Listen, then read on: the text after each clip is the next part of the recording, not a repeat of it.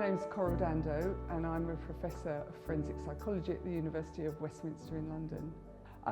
My background is not a typical academic background. I started my working life as a police officer working down here in London with the Metropolitan Police, and I did 13 or 14 years of service with the Metropolitan Police, and then I gave up work and took a career break to have a family. I returned to education in my mid-30s where I took my undergraduate degree in psychology.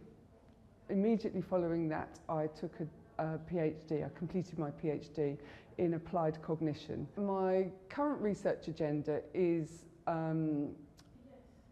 takes what we as psychologists know about cognition and looks at how we can use that information in an applied setting. So I'm a forensic psychologist, and so I apply theories of cognition to the forensic world, and that's an umbrella term to mean anything to do with the law, the criminal justice system. My primary area of expertise is in human memory, long-term memory, a particular type of memory called episodic memory.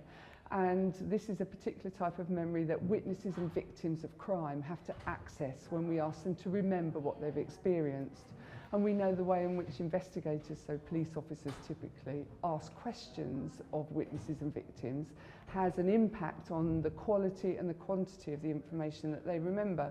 So the work that I've done is associated with trying to support witnesses and victims to remember as much as possible using techniques, for example, such as sketching to remember, which helps them to trigger their memory of a particular event. Here at the University of Westminster, I teach undergraduate in their final year, which is level 6, and I teach forensic psychology.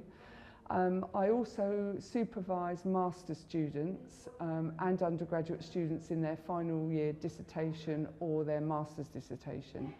Dissertation students in their final year have to undertake a piece of autonomous research because this is a science degree, and so what I do is I support them through the whole of that process, from thinking of an idea to developing that idea into becoming, to actually living into a research design, and collecting their data, analysing their data and writing it up in the form of a research report. I do a similar thing with master's students but at a more complex level, and I also have PhD students here.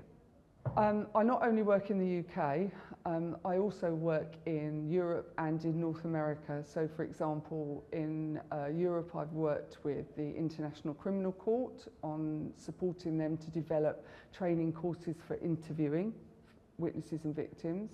I also work at the moment in North America, and I'm doing a piece of work with the FBI on interviewing using non-coercive methods for supporting people to provide information.